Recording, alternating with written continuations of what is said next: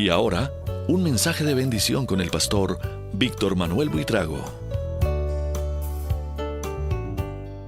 Acabamos de leer el primer libro de Samuel, capítulo 16, ¿verdad? Ahora voy a leerles una vez más. Primero de Samuel, capítulo 16, versículos 6 y 7. Aconteció que cuando ellos vinieron, él vio a Eliab y dijo: de cierto, delante de Jehová está su ungido. Y Jehová respondió a Samuel: no mires a su parecer ni a lo grande de su estatura, porque yo lo desecho. Porque Jehová no mira lo que mira el hombre, pues el hombre mira lo que está delante de sus ojos, pero Jehová mira el corazón. David, de los planes de Dios. Dios tiene nuestras vidas bajo su control. Yo no sé si uno pueda culpar a Samuel por la experiencia que tiene en la casa de Isaí, porque Samuel era el juez cuando el pueblo dijo: no queremos que nos rijas más, sino que queremos tener un rey sobre nosotros como las demás naciones. Samuel se fue a chillarle a Dios: ay, me están desechando, ya no me quieren. Dios se queda mirando a Samuel. Yo creo que Dios se sonrió al mirar a Samuel y le dijo: ¿y a usted quién lo está desechando? A usted no lo están desechando, me están desechando es a mí. Ellos quieren un rey porque no quieren que yo los gobierne. Quieren un rey, les vamos a dar un rey como ellos lo quieren. Y buscó el más fornido, el más fuerte, el más alto, el más corpulento. Un hombre que vivía de arriar mulas cargadas de madera, era cargador de madera, era un leñador. Así que imagínense la musculatura que tenía Saúl. Dice la Biblia que era el hombre más alto de todo Israel, que el segundo en estatura le daba en el hombro a Saúl. Pero le salió un poquito, bueno, lo querían como a las demás naciones, se los dieron como a las demás naciones. ¿Cómo son los gobernantes con las naciones? Ellos son apabulladores, desconocen al pueblo, hacen todo lo que puedan mal contra el pueblo. Y Saúl no fue la excepción, y Dios lo desechó más que nada por desobediente, porque en el primer libro de Samuel, capítulo 15, el reclamo que se le hace es la desobediencia. Versículo 22 y 23 dice que Dios quiere la obediencia más que los sacrificios y el prestar atención más que la grosura de los carneros. Dios desecha a Saúl. Estaba un día por ahí Samuel y Dios le dice: oiga, hermano, levántese porque voy a ungir a uno como rey. Encontré el que va a reemplazar a este que no nos sirvió. Y lo manda a Belén, una aldeíta, un pueblito pequeño. Lo lleva hasta la casa de Isaí y le dice Samuel a Isaí: Dios me envió aquí porque tiene algo especial con uno de tus hijos. Así que los necesito aquí. Seguramente que Isaí sabía, porque comenzó presentándole al más fuerte, al más corpulento. Dice la escritura que Eliab impresionó a Samuel. Este es. Y el Señor le dijo: este no es. Porque ustedes miran lo que está por fuera. Cuando yo estaba preparándose, yo pensé en cuántas veces yo he cometido el error de juzgar a las personas por lo que uno ve, sin conocerlas realmente. Y Dios le dice aquí a Samuel: ese es un problema de todos los hombres, que ven solo las apariencias externas. Pero yo no me fijo en la apariencia externa, yo me fijo en el corazón. Dios no mira lo de afuera, Dios mira lo de adentro. Pero a nosotros nos queda complicado mirar lo de adentro de alguien. Para poder mirar lo de adentro de alguien, necesitamos convivir con ese alguien un buen tiempo. Y ni siquiera así. Nos dicen: cuídate de la que duerme a tu lado. O sea que ni de ella nos podemos fiar, porque no podemos decir que la conocemos, aunque llevemos años conviviendo. Y esa es la razón por la cual algunos hombres y algunas mujeres se asombran cuando uno de los dos es infiel. Dice: oye, pero ¿a qué horas? ¿En qué momento? ¿Cómo es que yo no me di cuenta? Pero la persona engañada dice: pero ¿cómo si yo creí que lo conocía? Uno a veces piensa que conoce a sus hijos, pero tampoco a sus hijos. Por eso yo no creo que debamos como juzgar, criticar mucho a Samuel, porque era una familia que él veía por primera vez. Él le tiene en su imagen que va a ungir al nuevo rey y para ungir al nuevo rey él tiene en su imagen un hombre fornido, grande, que va a gobernar a una nación entera. Pues cuando él ve a Eliab dice, este es, pero comienzan a pasar uno por uno, y el Señor le decía, este tampoco, hasta que Samuel dijo, bueno, que se acabaron porque ya no llegaron más, y llamó a Isaí, oiga, ¿es que tiene algún otro hijo? Isaí como que le dijo, pero ese es el enclenque de la familia.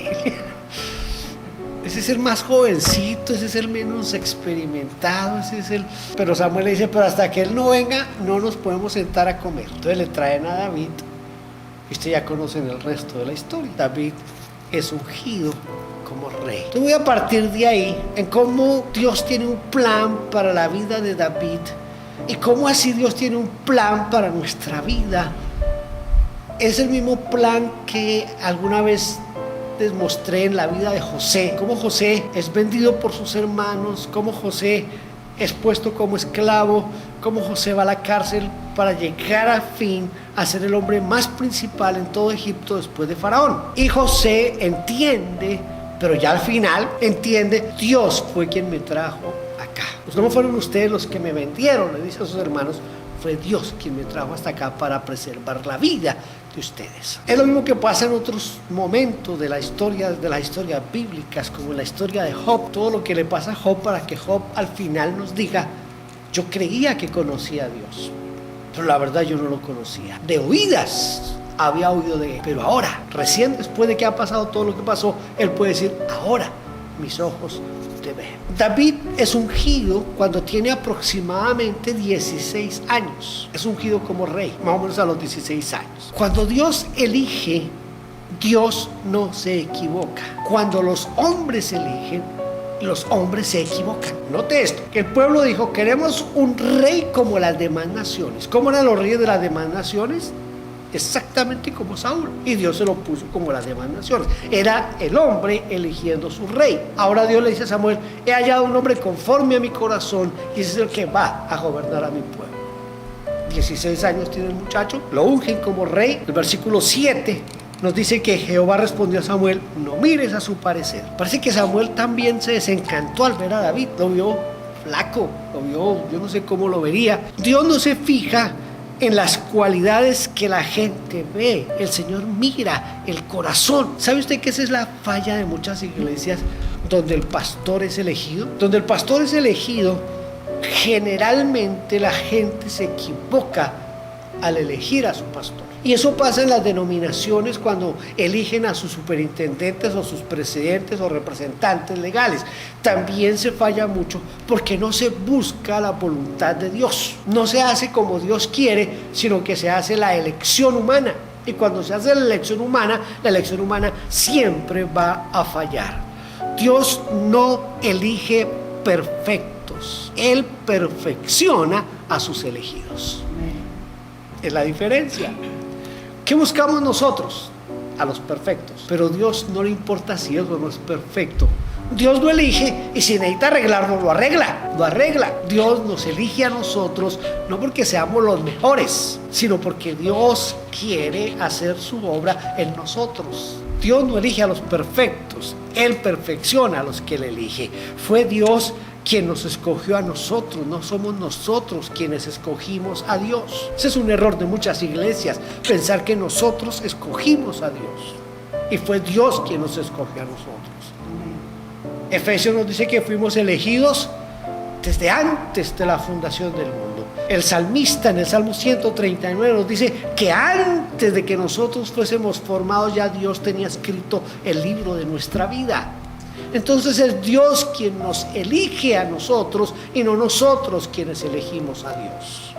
A veces pensamos que fuimos nosotros los que elegimos a Dios y por eso tratamos a Dios como si fuera el muchacho de la casa, el sirviente de la casa. Y muchos se creen superiores a Dios y desafían a Dios. Dios es quien traza el plan. Primero, Dios es el que elige. Segundo, Dios es el que traza el plan. Quiero leerles un pasaje, un texto que está en Filipenses. En el capítulo 1, en el versículo 6 dice, estando persuadido de esto, escuche, que el que comenzó en vosotros la buena obra, la perfeccionará hasta el día de Jesucristo. Dios traza el plan. David es ungido como rey cuando tiene 16 años más o menos. ¿A qué edad David se sienta en el trono como rey? A los 30 años. Pasaron 14 años en que David había sido ungido, pero hasta 14 años después David es el rey de Israel. Entonces Dios tiene el plan trazado. Dios sabe qué va primero, qué va después, y Él va dirigiendo paso a paso nuestro caminar. El problema de muchos de nosotros es que no hemos empezado a caminar y ya queremos correr. Y cuando medio queremos correr, cuando ya medio podemos correr, ya entonces queremos es volar. Pero no queremos cumplir los tiempos, los procesos, especialmente los procesos de Dios en nuestra vida. Nosotros queremos que las cosas sean así, en el momento, en el instante. Oramos, Señor, que yo quiero, necesito esto, y abrimos los ojos esperando que ya esté la respuesta ahí. Y no esperamos el plan de Dios, el proceso de Dios. Nosotros queremos que Dios siga nuestros planes, no nosotros seguir los planes de Dios, sino que Dios siga nuestros planes. Primero de Samuel, en el capítulo 24, encontramos esta parte que es la parte que comienza a ser interesante. Todo lo que pasa en la vida de David.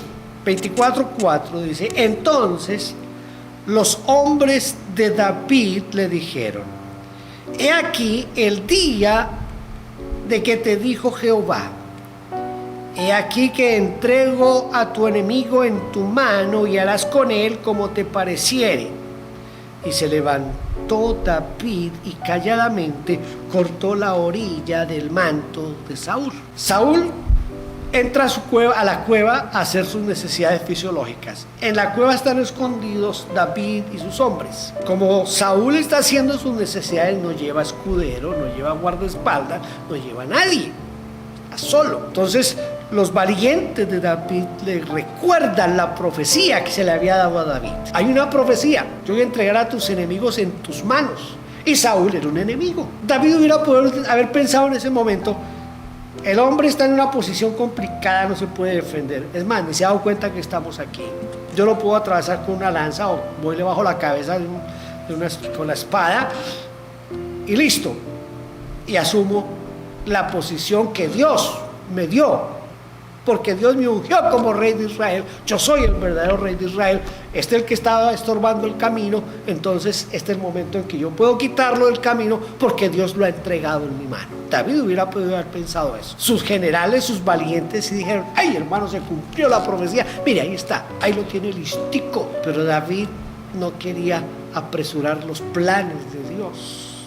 ¿Sabe por qué? Porque cada vez que nosotros queremos apresurar los planes de Dios, metemos las de caminar, se nos van los escarpines, decimos. ¿Se acuerdan de Abraham? Que el problema en que se metió con Sara y con Agar. Dios le ha dicho a Abraham: yo te voy a dar una descendencia inmensa que no la vas a poder contar. Y un día, seguramente hablando con la viejita, y Abraham le decía: ¿qué vamos a hacer, mija, si usted ya de 80 años ya ni siquiera está ovulando? Y Dios dijo que nos iba a dar familia. La viejita se puso a pensar y dijo: yo creo que de pronto debe ser como es la costumbre aquí. Ve que le traigo la sirvienta y tiene relaciones sexuales con ella, la embaraza, y ahí cuando el niño nazca yo lo recibo en mis rodillas y será el hijo de los tres. Y a Abraham no le pareció difícil la cuestión y se sacrificó, tuvo sexo con la sirvienta, con la esclava, nació Ismael, se pusieron felices todos, todo el mundo contento, se cumplió el plan de Dios. Ya la promesa que Dios nos había hecho está cumplida. Ahora sí podemos tener descendientes. Sara muy feliz, Abraham muy feliz, Agar también feliz, porque ahora tenía una posición un poquito más de cercanía con la familia. Pero un día la viejita comienza a sentir cosas raras, mareos, tenía provocaciones, tenía náuseas, oiga, viejo, estoy como sintiéndome mal, comienza a crecerse el estómago. Y viene el hijo de la promesa. En Colombia hubiéramos dicho: la embarramos. La hicimos mal. Entonces Sara se da cuenta y comienza a hacerle la vida imposible a Agar. El pobre Ismael a sufrir consecuencias. Cuando ya viene el hijo Isaac, entonces vienen las guerras entre los hermanos, porque uno es más grande que el otro, uno se la monta al otro. y vienen los problemas, hasta que un día la viejita alborotada hace que Abraham eche a su sierva con su hijo y todo. ¿Qué problema tan grande en el que se han metido por no esperar los tiempos de Dios? David tiene a Saúl ahí, listico, pero David sabe en el fondo de su corazón que ese no es el tiempo de Dios, que Dios tiene su plan trazado y que en el plan de Dios todavía no es el tiempo de que Saúl muera ni de que él asuma el reinado completo de Israel. David tiene muchas vicisitudes y él hubiera podido ahí desquitarse de todo. Mire, si usted lee conmigo, ahí en el primer libro de Samuel, en el capítulo 18, usted va a encontrar lo siguiente. Primero de Samuel, capítulo 18, versículo 10 y 11 dice: aconteció al otro día que un espíritu malo de parte de Dios tomó a Saúl, y él desvariaba en medio de la casa, y David tocaba con su mano como los otros días, y tenía a Saúl la lanza en la mano, y arrojó Saúl la lanza diciendo: enclavaré a David a la pared, pero David lo evadió 2 veces. A mí me lanza la lanza la primera vez y yo me le pierdo, pero David parece que siguió tocando el arpa y el otro cogió otra vez la lanza y se la volvió a lanzar. Lo que había pegado a la pared. Yo creo que cuando David vio a Saúl ahí en la cueva, recordó eso. Este es el que me quiere matar a mí. Yo no, pero él me quiere matar a mí. Aquí lo tengo. Este es el momento de desquitarme. Luego en el capítulo 22 del primer libro de Samuel, en el versículo 1 y 2 dice: yéndose luego David de allí, huyó a la cueva de Adulam, y cuando sus hermanos y toda la casa de su padre lo supieron, vinieron allí a él. Y póngale que lo que tuvo que hacer David. Y se juntaron con él todos los afligidos y todo el que estaba endeudado. Y ¿cómo es que dicen en El Salvador? Enjaranado. Todo el que estaba endeudado y todos los que se hallaban en amargura de espíritu, y fue hecho jefe de ellos, y tuvo consigo como 400 hombres. Yo no sé si es que David pensó: aquí que se está cumpliendo la profecía del Señor, ya soy el rey sobre estos 400.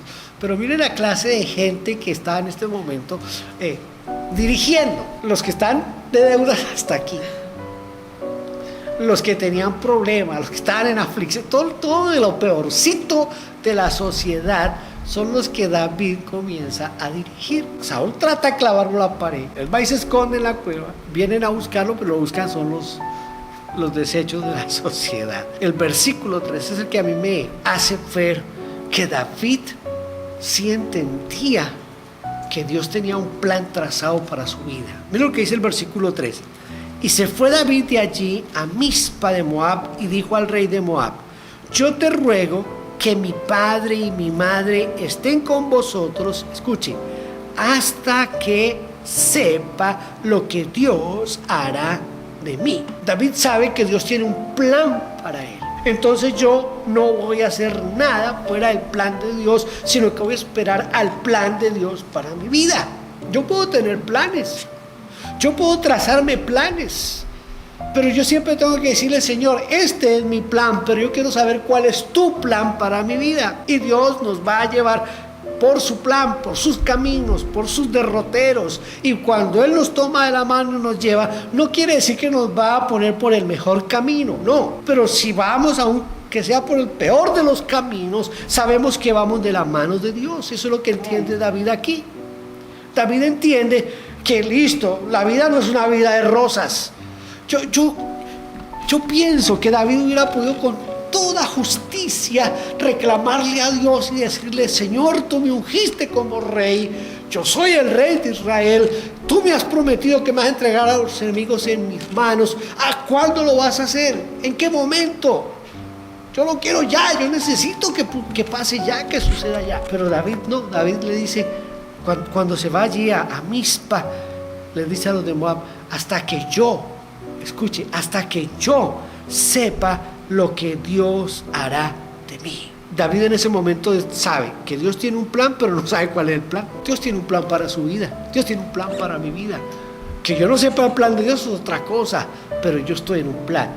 Dios tiene un plan para mi vida, Dios tiene un plan para su vida. Entonces, en lugar de protestarle a Dios, porque David no le protesta a Dios, David hubiera podido dicho a Dios, mire, yo sin haber leído esto, sin haber preparado esto, yo tuve una experiencia, yo creo que fue hace como un poco más de un mes, mientras estaba trabajando, yo le protesté a Dios, yo le reclamé a Dios porque yo estoy trabajando, estoy cansado, estoy sucio desde la corona hasta los tobillos, estoy sucio, sudado, mis pies me duelen, mi espalda me duele. Yo le digo a Dios, Dios, yo no creo que esto sea lo que tú tienes para mí, para eso me trajiste acá nada. Y yo comencé a protestarle a Dios ahí, pero cuando después de que salí, yo sentí vergüenza, pena, dolor por haber hecho eso con Dios. Y le dije, Dios, perdóname porque, pues, ¿quién soy yo? Recordé lo del alfarero con el barro. Dije, ¿cómo es que el barro le va a decir al alfarero qué tiene que hacer? Y le dije a Dios, Señor, pero ayúdame a entender qué es lo que quieres conmigo, qué es lo que está pasando conmigo y qué es lo que tú quieres conmigo. Yo voy hablando con Dios y le digo, Señor, ayúdame a entender lo que tú quieres para mí. Yo tenía planes, pero yo ya entendí que Dios tiene un plan para mi vida. No sé cuál es el plan de Dios para mi vida. Y lo que yo pienso, casi que lo cambio cada día, hermano. Lo que yo pienso hacer, como que lo voy cambiando, lo voy replanteando. A ver si al fin yo le pego al plan de Dios. Pero tengo que dejarme guiar por el Señor. David le dice allá en Mizpa, le dice a la gente, mira, a los de Moab, dice, miren, tengan aquí a mi familia. Cuiden a mi papá, a mi mamá, y ahí está mi familia, hasta que yo esté seguro qué es lo que Dios va a hacer conmigo. Lo único que yo sé es que Dios tiene un plan para mi vida. Yo no sé usted qué piensa, pero David está aquí no para asumir el reino cuando él quiera, sino cuando Dios lo decida. Y tercero, Dios es quien marca el calendario. No es ni usted ni yo, no fue David quien marcó el calendario, fue Dios. Es Dios quien me ha estado guiando a hablarles de la vida de José cuando les hablé de la vida de José, porque también Dios tenía un calendario no solo para José, porque él mismo lo reconoce. Dice, es que no era solamente yo, Dios me trajo aquí para usarme para bendecirlos a ustedes.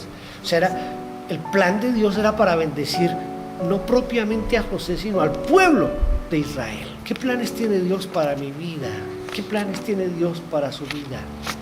El calendario de Dios siempre va a ser diferente al nuestro. Siempre va a ser diferente a nuestro calendario. David es ungido cuando tenía 16 años, pero fue coronado a los 14 años, esperando el cumplimiento de lo que había hecho Samuel.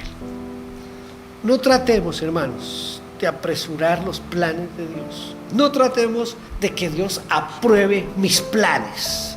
Aquí está mi plan, Señor. Póngale la firma de que lo acepte, ese es el plan que vamos a seguir.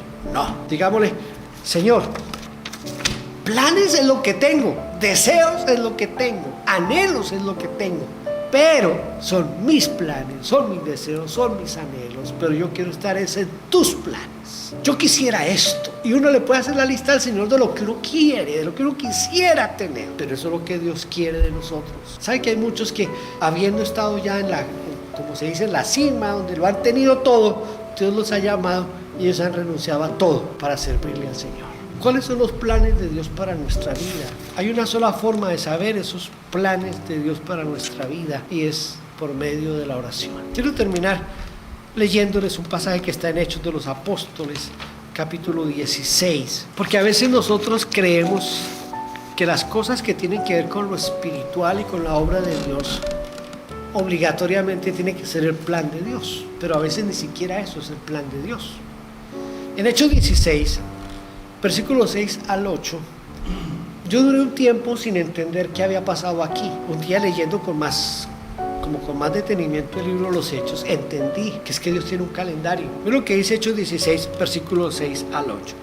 Y atravesando Frigia y la provincia de Galacia, les fue prohibido, escuchen, les fue prohibido por el Espíritu Santo hablar la palabra en Asia. Entonces, la primera vez que yo leí ese pasaje, yo pregunté, ¿pero cómo así? Si el Señor dijo que tenía que ser testigos hasta el fin del mundo, que tenía que hablarle a todo el mundo del amor de Dios, que tenían que evangelizar en todo el mundo, ¿por qué el Espíritu Santo les prohíbe hablar del Evangelio en Asia? Versículo 7.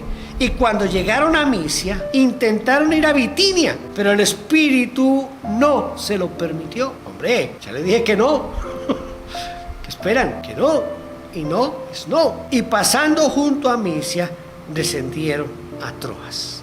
Y allá en Troas, allá sí, ahí es donde se le muestra a Pablo la visión del varón macedonio que le dice, ven y ayúdanos, todo ese asunto.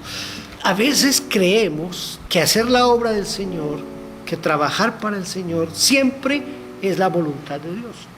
Y no, yo he conocido en mi vida pastoral, mi vida ministerial, he conocido a muchos que han querido ser pastores. Es una buena intención, eso es loable, pero Dios no los quiere ahí. Quizás han encontrado una mala guía, alguien que los guió mal. A veces muchos equivocamos el llamado, muchos equivocan el llamado, no con mala intención, ni siquiera es porque se quieran llenar de dinero, ni porque se quieran llenar de fama, no necesariamente tiene que ser eso.